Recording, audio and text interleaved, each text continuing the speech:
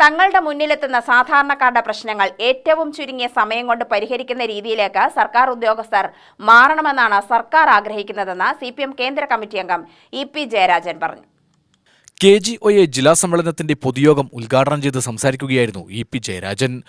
ആ മണലാരണ്യങ്ങളിലെല്ലാം സഹിച്ച് ജീവിച്ച മലയാളികൾ അവിടെ നിന്ന് ലഭിക്കുന്ന മിച്ചം നാട്ടിലേക്ക് അയച്ചു. അതുകൊണ്ട് കേരളം വളർന്നു, അതോടൊപ്പം ആ രാജ്യങ്ങളും വളർന്നു. ഇന്ന് പഴയ അറബ് രാജ്യങ്ങളാണ്, ഇന്ന് പൂങ്കാവനങ്ങളാണ്, മരുഭൂമിയല്ല, എല്ലാം പച്ച പിടിച്ച് കിടക്കുകയാണ്, പൂന്തോട്ടമാണ്. എങ്ങും പൂന്തോട്ടങ്ങൾ നിറഞ്ഞു നിൽക്കുകയാണ്.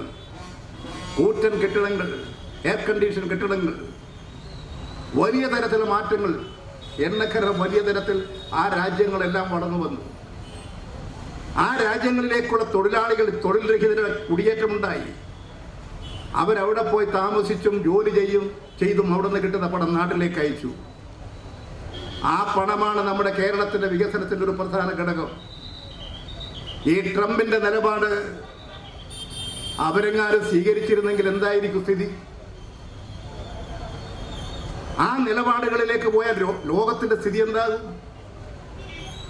ഇത് നമ്മുടെ രാജ്യത്തിലെ ജനങ്ങൾ മനസ്സിലാക്കേണ്ടതാണ്. മുൻ സംസ്ഥാന പ്രസിഡന്റ് ഡോക്ടർ MA നാസർ അധ്യക്ഷനായി. CITU ജില്ലാ ട്രഷറർ TK നൌഷാദ് അഭിവാദ്യം ചെയ്തു.